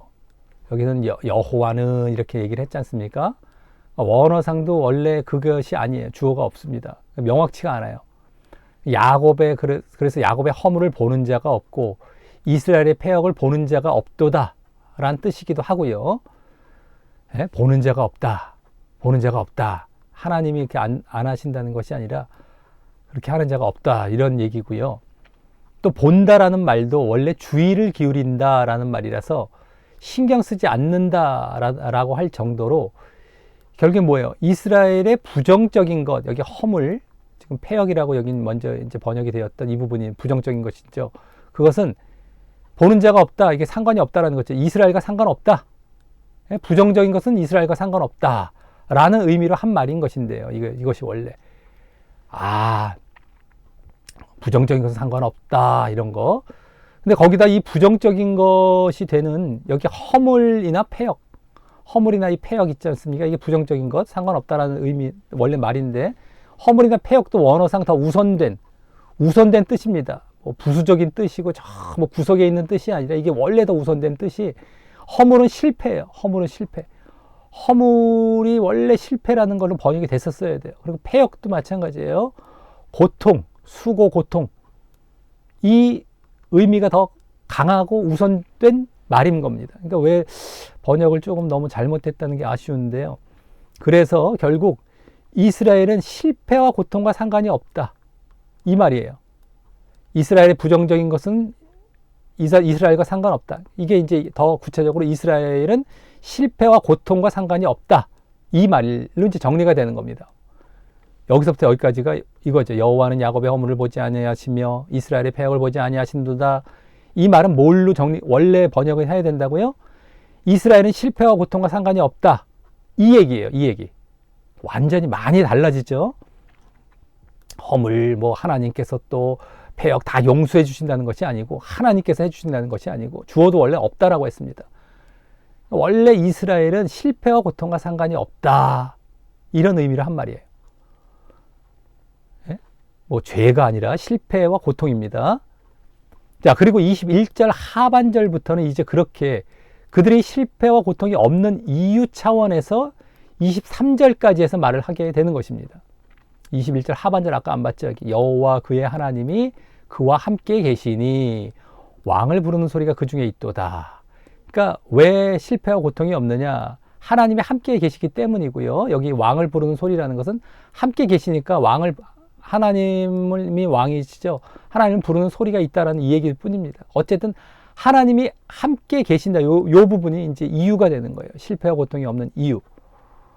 자, 그래서 먼저 21절 하반절 지금 방금 봤죠? 여호와 그의 하나님이 그와 함께 계시니 왕을 부르는 소리가 그 중에 있도다라며 한마디로 하나님이 함께 하시기 때문임을 이제 보입니다. 실패와 고통이 없는 이유. 그래서 백성들이 하나님을 왕으로 부른다라고 하면서 말입니다. 자, 그래서 다음 22절은 그 하나님께서 함께 하시기에 실패와 고통이 없다라는 사실과 관련하여서 더 잘 이제 보여줍니다. 거기 하나님이 그들을 애굽에서 인도하여 내셨으니 그 힘이 들소와 같도다. 하나님이 그들을 애굽에서 인도하여 내셨으니 그 힘이 들소와 같도다. 하나님의 힘이 라는 말 속에서 출애굽시키신 하나님의 들소와 같은 힘과 능력을 말하고 있기 때문입니다. 그러니까 들소 같은 능력으로 하나님이 함께 하셔서, 그러니까 애굽에서 인도하여 내시고, 이게 실패가 없었잖아요. 애굽에서 인도하여 내는 것을 성공하시고 승리하셨다라는 것. 하나님이 함께 하셨기 때문에 들소와 같은 하나님이 이걸 그대로 여기서 보여주고 있죠. 그러니까 문맥상으로도 지금 실패와 고통으로 보는 게 정확히 맞는 겁니다. 아까 뭐 허물과 폐역으로 보는 것이 아니라 계속해서 이제 승리하고 이렇게 정말 이기는, 이러한 정복하는 이러한 내용으로 이제 계속 이어져 가거든요. 그래서 또 다음 23절 상반절은 맨 앞에 그러므로 내지 확실히 라는 말이 생략이 되어서 말을 하기를, 이러기 때문에 이렇게 실패와 고통이 없고 하나님이 함께 하셔서 이러기 때문에 야곱을 해할 사술이 없고 이스라엘을 해할 복술이 없도다. 점과 마법 이런 것으로 어떻게 해할 수 없다, 저주할 수 없다라는 거예요. 이스라엘을요. 라면 이제 지금 복술가이자 거짓 선지자였던 발람이나 또 다른 우상 숭배자들이 이스라엘을 저주할 때 사용하게 될 사술이나 복술, 점이나 마법으로 저주할 수 없음을 말하고 있는 것입니다. 결국 이스라엘에게는 축복이 돌아가고, 그것은 실패와 고통이 아닌 그 반대인 뭡니까? 승리와 평안임을 암시하고 있다라고 하는 것이죠. 이 하나님의 함께 하셔서 축복만이 돌아가는데 실패와 고통이 아닌 승리와 평안이다라고 하는 것이죠. 여기 야곱을 해야 할 사술이 없고 복술이 없도다 이렇게 할 때, 자 그래서 다음 또 23절 하반절은 이제 정리해서요. 여기입니다. 이때에 그러니까 이제 야곱과 이스라엘에 대하여 논할진대 말할진대 하나님의 행하신 일이 어찌 그리 크뇨 하리로다. 여기죠. 라며 이제 이스라엘에 대해서 말을 하게 될 때에 야곱과 이스라엘 말을 하게 될 논할진대 하나님의 행하신 일, 하나님의 함께 하심으로 하나님 능력으로 이스라엘을 승리케 하신 그 사실을 말하게 될 것임을 말을 하는 것입니다. 하나님의 행하신 일, 그게 어찌 그리 크뇨. 하나님이 함께 하심으로 그 능력으로 이스라엘을 승리케 하시는 것, 이걸 말하게 될 것이다. 야곱과 이스라엘을 말하게 될 때 누구나 간에 이스라엘에 대해서 말을 하게 되면 하나님이 함께 하셔서 이렇게 승리케 하셨던 것, 이걸 말하게 될 것이다 라는 것을 지금 보여주고 있죠. 결국에는 그대로 나왔잖아요. 그리 크뇨, 이게 승리, 이거는 하나님의 함께 하심, 하나님이 함께 하셔서 승리케 하신 것, 이거를 그대로 지금 이제 보여주는 그런 말로 정리하고 있습니다. 앞의 내용을 그대로 요약해서. 자, 그래서 다음 24절은 이제 실패의 반대인 승리와 관련하여 최종적으로 말을 합니다. 거기 이 백성이 암사자와 같이 일어나고, 여기입니다. 여기 좀 또 수사자와 같이 일어나서 움킨 것을 먹으며 죽인 피를 마시기 전에는 눕지 아니하로다. 여기 부분이죠. 라고 말입니다. 이 말은 곧 지금 요단 동편 나라들을 물리치고 다른 나라를 정복하려는 이 전쟁이 승리로 돌아갈 것임을 말을 하는 것입니다. 숫사자, 암사자 같이 움킨 걸 먹고 피를 또 마시고 먹고 마시고, 이게 승리죠, 승리. 그러기에 모압 왕 발락에게는 두려운 예언되고 말입니다. 다 앞으로도 이제 바사라도 아모리 왕 시온을 다 물리쳤는데 다른 나라를 또 그렇게 정복하고 승리할 것이라고 얘기를 했기 때문에 발락이 얼마나 지금 두려운 예언을 이제 받게 된 것입니까? 지금 저주를 부탁하여서 그것을 막아보려고 했는데 말입니다. 그래서 다음 25절은 발락이 발람에게 그들을 저주하지도 말고 축복하지도 말라라고 이제 합니다. 저주하려다가 오히려 진실을 듣게 되니 싫은 것이죠. 예? 축복의 말씀을 드리니 싫은 거예요. 진실인데 이게. 그랬더니 마지막 26절에서 발람은 발락에게 내가 당신에게 고하여 이르기를 여호와께서 말씀하신 것은 내가 그대로 하지 않을 수 없다고 하지 아니하더이까라며 이제 여기죠. 그래서 첫 번째 응답 때도 했던 말을 다시 하면서 결국 앞서 23절과 같이 이스라엘을 해할 사술과 복술이 없고 또 이번 예정론 구절인 19절과 같이 하나님은 거짓과 후회가 없으셔서 당신의 말씀인 축복을 반드시 행하실 것임을 암시합니다.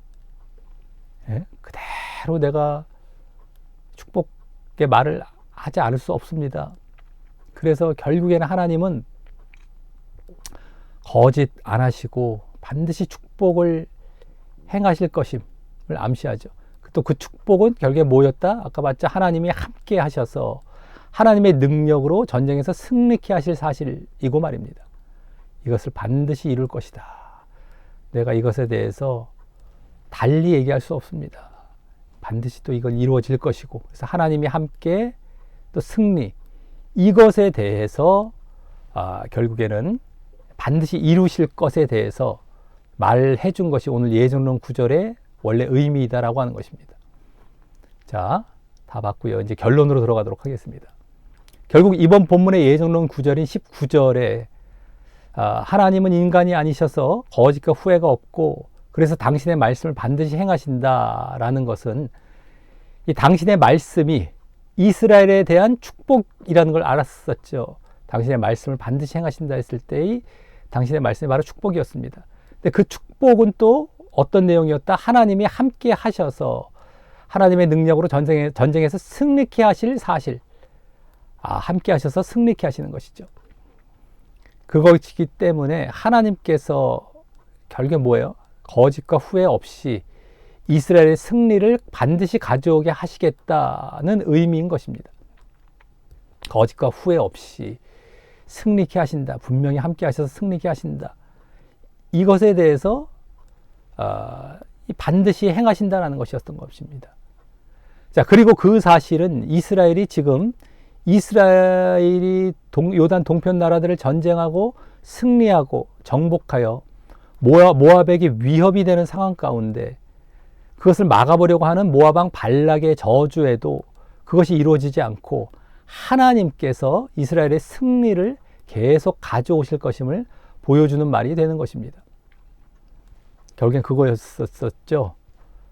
발락의 저주가 임해서 이스라엘이 패배한다든가 실패한다든가 하는 것이 아니라 저주와 상관없이 반드시 이것을 승리케 하실 것이다. 너희도 다 정복케 하시는 것이다 라는 것이죠. 그리고 하나님께서 그렇게 하시는 이유는 이스라엘의 죄악과 범죄에도 불구하고 그것은 심판하시지만 이제 여기서부터가 이제 왜 그렇게 하시는지 우리가 아주 중요한 부분이 되겠습니다. 그렇죠? 왜 또 하나님께서 이렇게 해주시는지 그냥 막연하게 한 번 구원은 영원한 구원과 비슷하게 한 번 백성 됐으니까 무조건 승리케 하시는 건가? 비슷한 것 같은데 이렇게 넘어갈 수 있지 않겠습니까? 근데 자 이제 여기서부터 봐야 되겠죠. 그들의 죄악과 범죄는 반드시 심판하셨지만 큰 틀에서 이제 볼 때에 하나님과 이스라엘의 시조인 아브라함 때부터의 약속, 이스라엘의 시조 아브라함이죠. 하나님과 아브라함 때부터 약속이 있었어요. 약속이 있었기 때문인 것입니다. 바로 어떤 약속입니까? 민족의 약속과 땅의 약속. 우리 지난 창세기 볼 때, 출애굽기 볼 때에도 계속 말씀을 드렸죠. 12장 1절부터 3절까지 그 부분에 많이 1절부터 2절 뭐 이렇게 나오죠. 본토 지적 아비집을 떠나 내가 내게 지시할 땅으로 가라. 그 땅의 약속 나오고 내가 거기서 너에게 큰 민족을 이루게 하시겠다라고 하는 그 민족의 약속이 나옵니다. 근데 이 땅의 약속과 민족의 약속은 궁극적으로는 뭐라고 했습니까? 땅은 가나안 땅이고 이제 1차적으로는 민족은 이스라엘 민족인데 가나안 땅은 또 영적으로는 뭘 예표하는 것이라고 했었죠? 하나님 나라입니다. 하나님 나라. 민족은 하나님 백성이고요. 이거예요. 결국에는 구원 쪽이죠. 구원. 구원 쪽.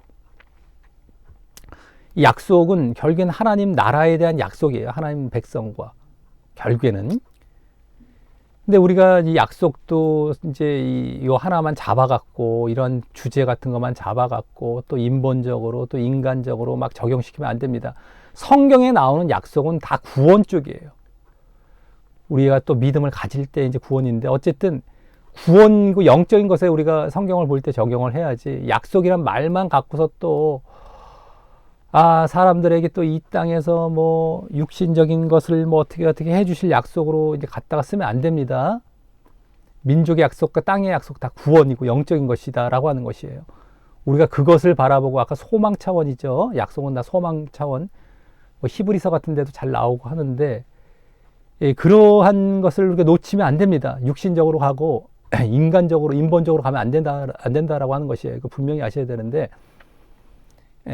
믿음의 조상 아브라함 때부터 믿음을 주시면서 이 구원의 약속을 하신 거예요. 그러니까 아브라함과 약속했다 그러면 믿음으로 말미암는 구원을 아브라함 때부터 주신 것입니다. 아브라함 때부터.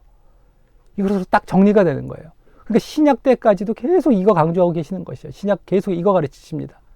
믿음의 조상 때부터 그게 시작이 된 거예요.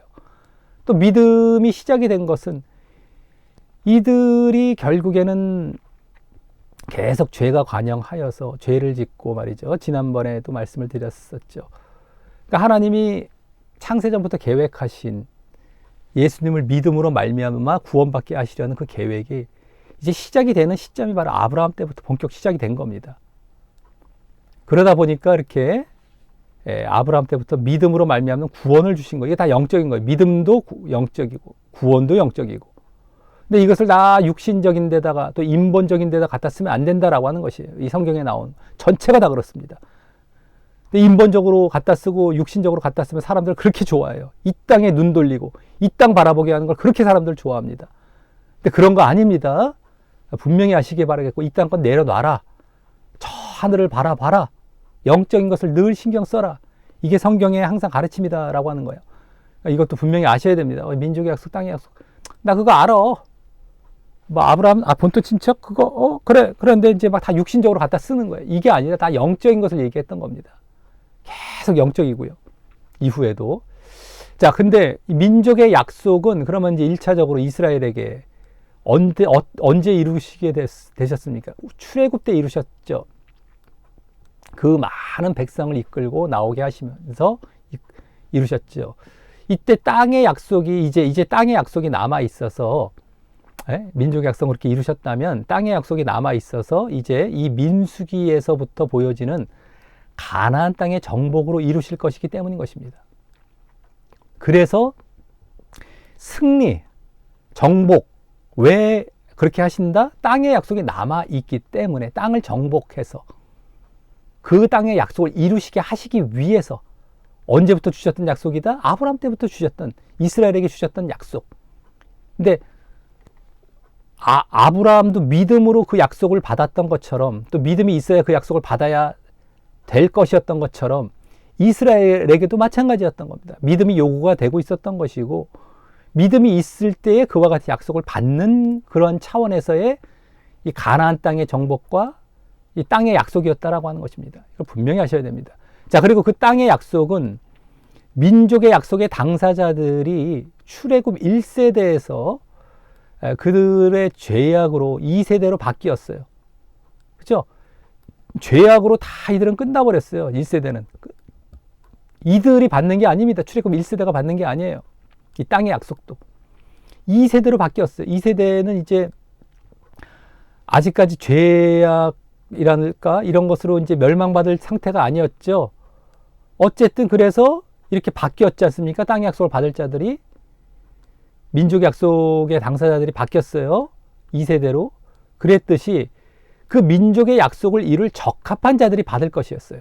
방금 말씀을 드렸죠. 아브라함 때부터도 믿음을 가진 자들이 사실은 제대로 된 믿음을 가진 자들이 땅의 약속도 받을 것이었던 것처럼 민족의 약속도 이 출애굽한 백성, 처음 백성이 받지 못하네.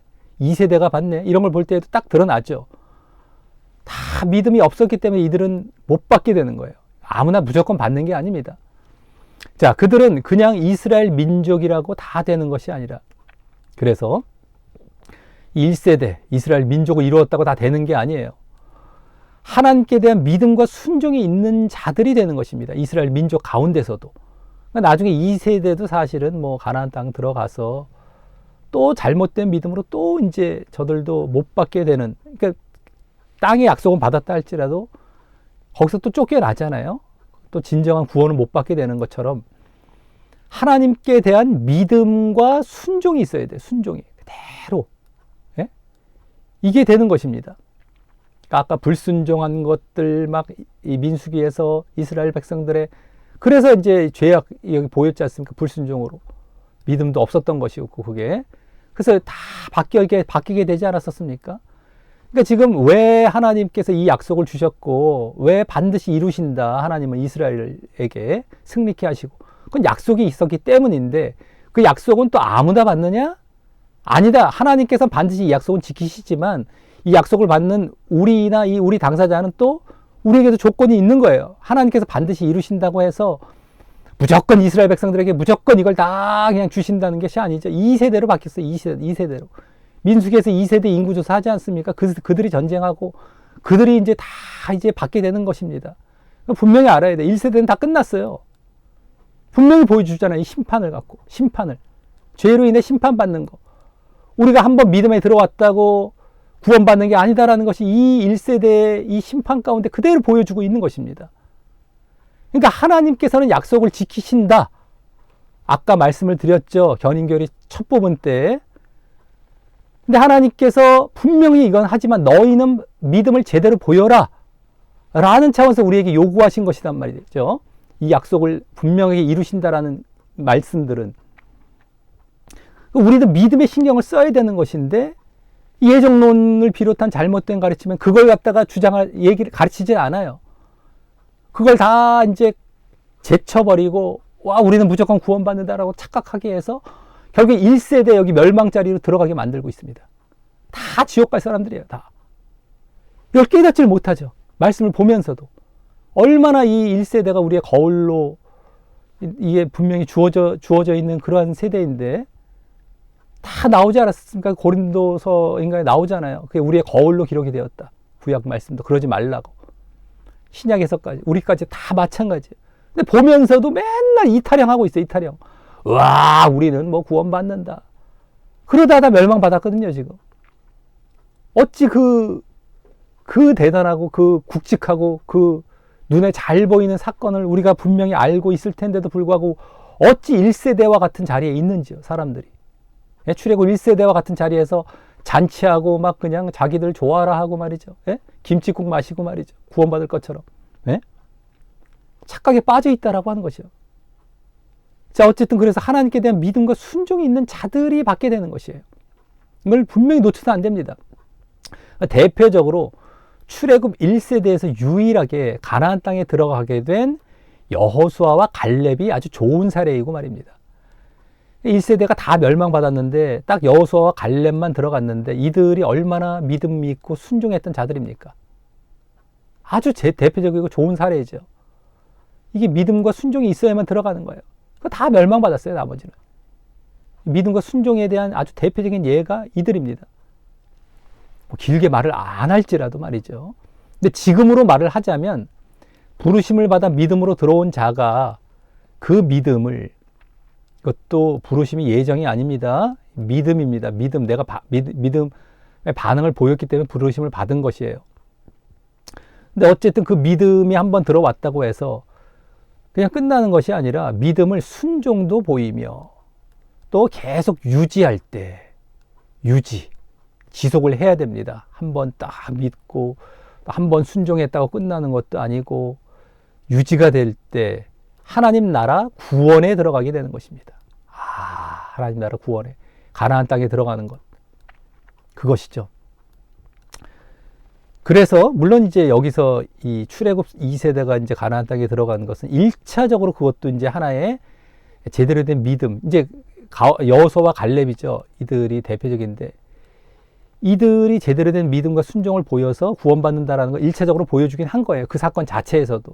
근데 그 안에 들어가서 또 이제 그들의 불순종으로 또 멸망하게 되는 모습도 보여지지만 그것도 또 하나의 사례가 되는 것이고요.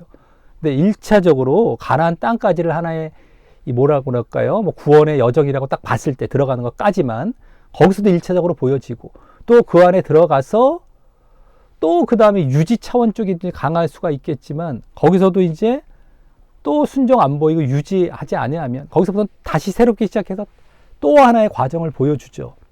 이 구원받는 과정, 순종과 유지가 이렇게 있어야 되는 것입니다. 제대로 된 믿음, 바른 믿음과 그것을 또 지속 끝까지 보여야 되는 것이 있어야만 구원에 들어가는 것입니다. 자, 그래서 이번 예정론 구절을 한 번 선택된 자를 반드시 구원으로 이끄신다라는 뭐 견인교리로 보면 절대 안 되는 것이고요. 바로 뭐예요? 믿음으로 들어와서 그 믿음을 순종도 보이며 또 끝까지 유지하는 자가, 이 바른 믿음이죠. 근데 끝까지 또 유지해야 돼요. 그런 자가 구원으로 들어간다라는 것임을 알아야 하는 것입니다. 이 구원에 대해서 지금 땅의 약속, 반드시 승리케 하시고 정복케 하신다. 이게 오늘 구원에 대해서 말씀하신 것이다 라고 하는 거예요. 이것은 하나님께서 보장할 테니 너희들 믿음 제대로 보여라 라는 것이죠. 그래서 죄악과 범죄 다 심판을 하십니다만서도 그 약속 때문에 약속은 반드시 지키셔요. 약속은 반드시 지키시는데 그 약속도 조건이 있죠. 그 약속을 받을 자들에 대한 조건은 바로 이 바른 믿음과 그것에 대한 유지입니다. 순종이 있는 바른 믿음과 그 약속을 받을 자든. 근데 반드시 하나님은 그 약속은 지키십니다. 이스라엘에게 지키신다라고 아까 뭐 나왔다라고 할지라도 그 이스라엘 자체가 바로 이러한 자가죠. 이러한 자. 바른 믿음과 그것을 끝까지 유지하는 자가 진짜 이스라엘이 되어서 그들이 진정 구원받게 되는 이걸 보여주는 것이지 그냥 아무나의 이스라엘이 아닙니다. 여기 그냥 이스라엘 민족이라고 다 되는 것이 아니라 그렇지 않았습니까? 그걸 분명히 아시기 바랍니다. 여기 지금 출애굽 1세대가 죽는 거 민수기 전체에서 다 보여지고 있었지 않습니까? 여호수아와 갈렙만 들어가는 것들 구약에서도 다 보여지고 신약에서도 다 보여지고 있고 그걸 가르쳐주고 있습니다. 성경에서는 계속해서. 근데 그것을 다 빼버리고 견인교리를 제시하면서 그걸 못하게 만들어요. 순종 못하게, 그걸 유지 못하게. 순종하는 것도 일단 여기서 다 실패하는데 이 들어왔다 할지라도 이걸 유지 못하게 만들어놔요. 예정론에서. 그러니까 다 지옥으로 끌고 가는 것이죠. 이걸 분명히 아시길 바라겠습니다. 자, 이제 적용으로 들어가겠습니다. 이번 본문을 통한 교훈은 하나님께서는 당신의 구원의 약속을 반드시 지키시는 분이시고 오늘 봤던 것이 그거죠. 그러기에 그것을 막으려는 어떠한 세력에도 그것을 용납지 않으시고 친히 함께 하셔서 당신의 능력도 보이시면서 그 구원을 향한 여정에서 승리케 하실 것. 예? 함께 하시고 그래서 승리케 하실 것이다 라는 것입니다. 이번 본문을 통해서. 물론 그것은 믿음을 끝까지 유지하려 하고 또 유지하고 있는 자들, 이 바른 믿음 쪽이고요. 또 끝까지 유지해야 됩니다. 그런 자들에게 허락될 것이지만 말입니다. 그러니까 하나님 차원에서는 내가 반드시 구원의 약속은 지킨다 이겁니다. 아까 견인교리 첫 부분에 말씀을 드릴 때 그겁니다.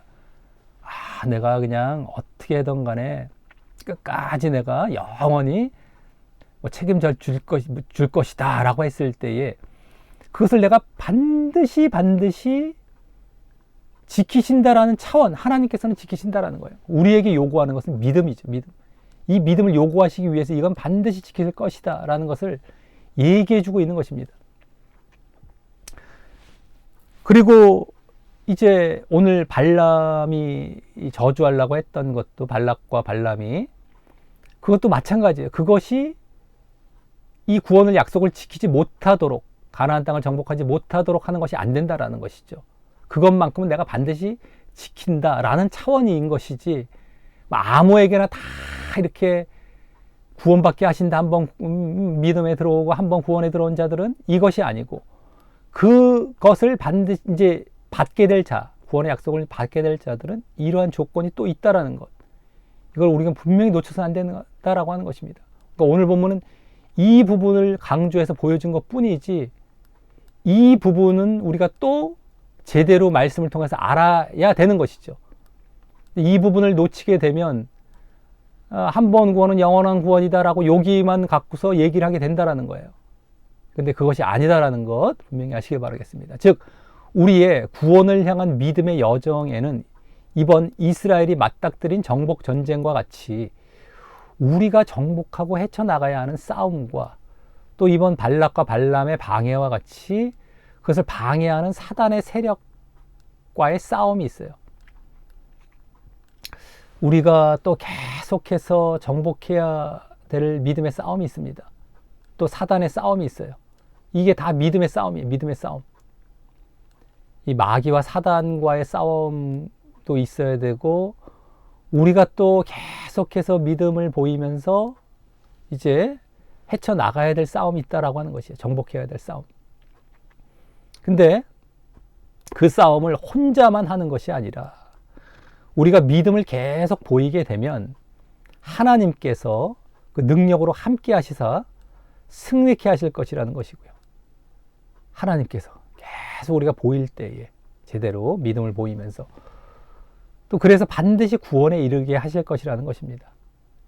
우리는 정말 제대로 된 믿음 안에서 계속해서 그것을 유지하게 되면은요, 하나님이 함께 도와주십니다. 그래서 승리케 하는 자리로, 그래서 또 구원케 하는 자리로 인도해 가신다라고 하는 거예요. 그러니까 우리에게 보여야 할 모습을 반드시 제대로 보이는 것이 아주 중요한 것이죠. 이걸 놓쳐서는 절대 안 됩니다. 근데 이것을 사람들은 다 지금 거짓 가르침과 잘못된 가르침 요걸 갖다 얘기를 안 한단 말이에요. 당신들 한번 믿었죠? 교회 나왔죠? 라는 걸 전제하고 여기만 얘기를 해요. 여기만. 맨날 여기만 얘기해요. 하나님께서 승리케 하실 것이고 반드시 구원에 이르게 하실 것이고 요것만 얘기해요. 이 앞에 전제 조건이 있는데 이것을 얘기를 안 한단 말이죠. 근데 이것을 우리가 절대 놓쳐서 안 됩니다. 하나님은 약속을 반드시 지키신다라는 것. 그러니까 너희는 이거 제대로 해 나아가라. 나는 신경 쓰지 말고. 난 분명하게 이건 해줄 테니까. 이 얘기거든요. 반드시 우리는 이런 모습을 보여야 되겠다라고 하는 것입니다. 그래서 이 사실을 잘 알고 이번에 예정론에서 잘못된 견인교리를 적용하여 오히려 뭐가 됩니까? 믿음도 안 보이게 하죠. 싸움도 싸우지 않게 해요. 그래서 구원을 못 받는 자리로 나아가지 말고 그냥 믿음을 한번 대충 믿었으니까 뭐 교회 나오니까 제대로 보이질 않아요. 싸움도 안 보이게 싸우지 않습니다. 사단과 싸우고 자기 스스로와의 또 믿음의 싸움도 믿음을 유지하기 위해 싸우지도 않고 그렇게 해서 구원을 못 받는 자리로 인도하고 있단 말이죠. 견인교리에 들어가니까 예정론에 들어가니까 예정론이 항상 들어가면 다 구원을 못 받는 자리로 결국엔 끌고 가는 것입니다. 그러지 말고 그래서 믿음을 계속 잘 유지하며 바른 믿음을 정복해야 하고 물리쳐야 할 것들에 대한 믿음의 싸움도 잘 싸움으로써 늘상 우리가 미혹에 조심하고 우리가 늘 이제 유지해 나아가는 것 늘 믿음을 갖고 정말 미혹도 조심해야 됩니다. 계속 조심하고 그거 다 물리치고 또 마귀와 사단의 방해도 물리치고 그러면서 계속 유지해 나아가야 돼. 싸우는 겁니다. 이 싸움이라는 건 유지 차원이란 말이에요. 싸움. 그래서 믿음의 싸움을 잘 싸움으로 하나님께서 능력으로 함께 하시사 늘 또 승리케 하심도 체험하면서 결국 그래서 구원으로 반드시 나아가기를 소원하겠습니다. 우리가 할 때 하나님이 함께 하십니다.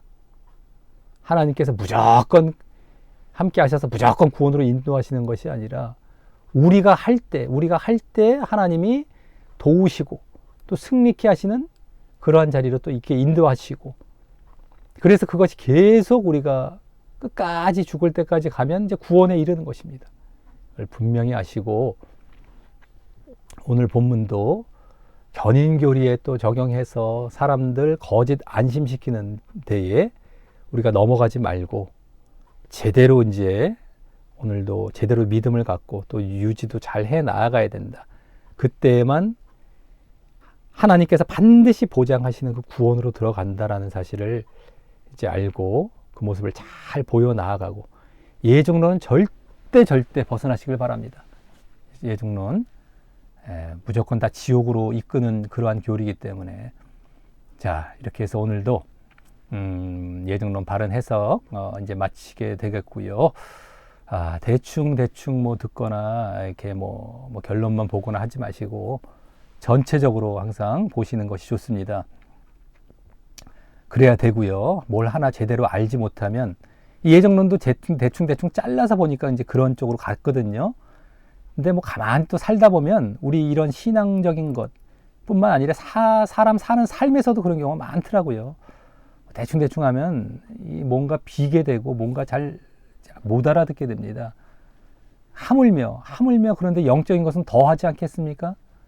대충 해서 내가 안다 뭐 아는 척 하지 마시고 겸손하게 하나하나 다른 것 시간 줄여가면 됩니다.